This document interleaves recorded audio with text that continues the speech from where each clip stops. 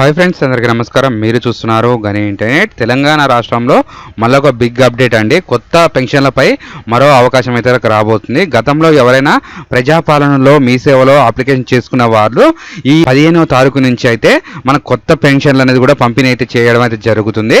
అలాగే గతంలో అప్లికేషన్ చేసుకున్న వారికి స్టేటస్ అనేది కూడా ఏ విధంగా ఉన్నది అంటే పెండింగ్ ఉందా, అప్రూవర్ ఉందా, యాక్టివ్లో ఉందా, పాత వారికి కూడా ఏ విధంగా ఉన్నది అనే స్టేటస్ కూడా ఎట్లా చెక్ చేసుకోవాలనేసి ఈరోజు ఈ వీడియో తెలుసుకుందాం. అలాగే కొత్తగా అప్లికేషన్ చేసుకునే వారికి ఒక ఫామ్ ఉంటుంది, ఏమేమి డాక్యుమెంట్స్ కావాలనేసి కూడా ఈ రోజు ఈ వీడియోలో చూసుకుందాం. ఎవరైతే మన ఛానల్ చూస్తున్నారో సబ్స్క్రైబ్ అని చేసుకోండి, పక్కన ఉన్న బెల్ ఐకాన్ క్లిక్ చేయండి.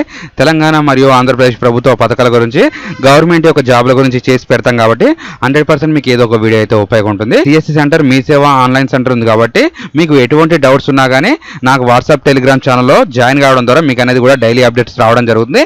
అక్కడి నుంచి అనేది కూడా మీరైతే రిప్లై ఇవ్వడం అయితే జరుగుతుంది. మీరు గూగుల్కి అనేసి వెళ్ళేసి చేయూత పెన్షన్ అనేది టైప్ చేయండి. ఫస్ట్ ఆప్షన్ మీకు వస్తుంది చూడండి, తెలంగాణ స్టేట్ పోర్టల్ అనేసి కూడా చేయూత అని ఉంటుంది. ఈ ఆప్షన్ అనేది మీరు క్లిక్ చేసుకోవాలి. ఈ ఆప్షన్ క్లిక్ చేసిన వెంటనే మనకనేది కూడా ఇంటర్ఫేస్ అనేది ఈ విధంగా ఉంటుంది. ఇక్కడ మీకు పెన్షన్దారుడి ఐడి ఉన్నా, యుఐడి నెంబర్ ఉన్నా కానీ, పెన్షన్ ఐడి ఉన్నా కానీ, సదరం ఐడి ఉన్నా కానీ మీరు ఇక్కడ డైరెక్ట్ అనేది కూడా ఎంటర్ చేసుకోవచ్చు నెంబరు. లేదా ఇక్కడ మీ యొక్క డిస్ట్రిక్ట్ నేమ్ అనేది సెలెక్ట్ చేసుకోండి. దాని తర్వాత మండలం ఏమొస్తుంది, మండలం సెలెక్ట్ చేసుకోవాలి.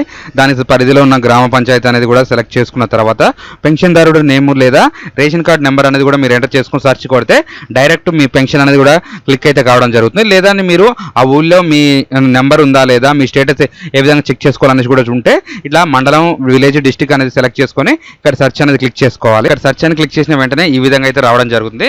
ఇక్కడ మన డిస్ట్రిక్ట్ నేము, మండలం పేరు, మీ సదరం ఐడిలో ఏ విధంగా ఉంది ఐడి, దాని సదరం ఐడి నెంబరు, నెక్స్ట్ పెన్షన్దారుడు ఐడి నెంబరు, నెక్స్ట్ మీ యొక్క పేరు, ఏజ్, ఇక్కడ లైవ్ ఉంటుంది చూడండి. కొంతమందికి లైవ్ ఉంటుంది, కొంతమంది రిజెక్ట్ ఉంటుంది, ఇనాక్టివ్ ఉంటుంది. ఇనాక్టివ్ ఉన్న వాళ్ళదైతే మీకు అనేది కూడా పెన్షన్ రాదు. రిజెక్ట్ అయితే మాత్రం ఇక్కడ అప్లికేషన్ రిజెక్ట్ అని ఉన్న వాళ్ళకి పెన్షన్ అయితే రాదు. ఇక్కడ చూసుకోవచ్చు జూన్ నెల 2026లో లాస్ట్ పెన్షన్ అయితే ఇక్కడ తీసుకోవడం జరిగింది. ఇక్కడ చూసుకోవచ్చు ఒక్కొక్క దానికి మీరు అనేది కూడా స్టేటస్ ఈ విధంగా చెక్ చేసుకోవచ్చు. మీకు ఏ విధంగా స్టేటస్ ఉందనేది కూడా నాకైతే కామెంట్ చేస్తే దాని ద్వారా ఎటువంటి డౌట్ ఉన్నా కానీ రిప్లై ఇస్తాను. ఇప్పుడు కొత్తగా వారు అప్లికేషన్ చేసుకోవాలంటే మీరు అనేది కూడా చేయూత పెన్షన్ పథకం కొరకైతే ఇలాంటి దరఖాస్తు ఫామ్ ఒకటి ఉంటుంది. ఇక్కడ చూసుకోవచ్చు వృద్ధులు, వితంతులు, వికలాంగులు, చేనేత కార్మికులకు, ఒంటరి మహిళలు కూడా ఇక్కడైతే ఇక్కడ నుంచి ఈ ఫామ్ ద్వారా అప్లికేషన్ అనేది కూడా చేసుకోవచ్చు. మీరు ఇక్కడ మీ యొక్క జిల్లా పేరు, మండలం పేరు, గ్రామ పంచాయతీ పేరు అనేది కూడా మీరు అనేది రాసుకోవాలండి. ఇక్కడ మీరు ఇప్పుడు ఎలా ఉన్నారో అలాంటి పాస్పోర్ట్ సైజ్ ఫోటో అయితే పెట్టాలి. మీరు చాలా మంది చూసేది ఏంటంటే ఎప్పుడెప్పుడో ఫోటోలు అయితే పెడుతున్నారు, అలాంటివి పెడితే మాత్రం రిజెక్ట్ అయ్యే అవకాశం ఉంటుంది. ఆధార్ కార్డులో ఏ విధంగా నేమ్ ఉంటే ఆ విధంగా నేమ్ అనేది ఇక్కడ ఎంటర్ చేసుకోవాలి.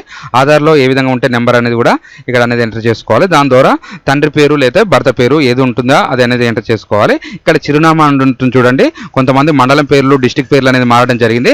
అలా లేకుంటే ఇప్పుడు ఏ మండలం ఉందో, మీకు ఏ డిస్ట్రిక్ట్ ఉందో దాని తరపు నుంచి పిన్ కోడ్తో సహా అయితే మీరైతే ఇక్కడ రాసుకోవాలి. దాని తర్వాత మీ యొక్క వయసు, పుట్టిన తేదీ, ఇక్కడ మీరు ఓటర్ ఐడి కార్డు, ఆధార్ కార్డులో సేమ్ డేట్ ఆఫ్ బర్త్ ఉండాలి. ఎటువంటిది ఉన్నా కానీ రిజెక్ట్ అయ్యే అవకాశం ఉంటుంది. ఆ విధంగా అయితే మీరు చూసుకోవాలి. డేట్ ఆఫ్ బర్త్, వయసు అనేది కూడా పూర్తిగా ఉండాలి. కొంతమంది ఇయర్ ఒకటి రాస్తున్నారు, అలా రాస్తే మాత్రం మీ యొక్క అప్లికేషన్ రిజెక్ట్ అయ్యే అవకాశం ఉంటుంది. ఇక్కడ మేల్ అయితే మేలు, ఫీమేల్ అయితే ఫీమేల్. ఇక్కడ బీసీ, ఎస్సీ, ఎస్టీ, మైనార్లు, ఇతరులు అనేది కూడా ఉంటుంది. టిక్ మార్క్ అనేది చేసుకోవాలి. ఇక్కడ బ్యాంక్ అకౌంట్ డీటెయిల్స్ అనేది కూడా రన్నింగ్ యొక్క బ్యాంక్ అకౌంట్ డీటెయిల్స్ అనేది కూడా ఇవ్వాలి. కొంతమంది రన్నింగ్ చేసుకోకుండా, చాలా మంది రన్నింగ్ లేకుండా బ్యాంక్ అకౌంట్ అటువంటి డీటెయిల్స్ ఇస్తే మీకైతే పెన్షన్ వచ్చినా కానీ రిజెక్ట్ అయ్యే అవకాశం ఉంటుంది, పెన్షన్ కూడా పడదు.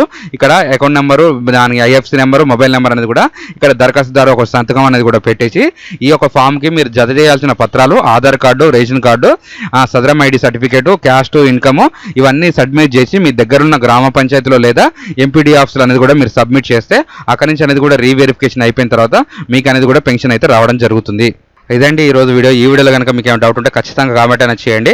ఇలాంటి ఇన్ఫర్మేషన్ వీడియో కోసం ఛానల్ అనేది సబ్స్క్రైబ్ చేసుకొని ఫ్రెండ్స్ అండ్ ఫ్యామిలీ మెంబర్స్కి షేర్ చేస్తారని కోరుకుంటున్నా. Thanks for the watching.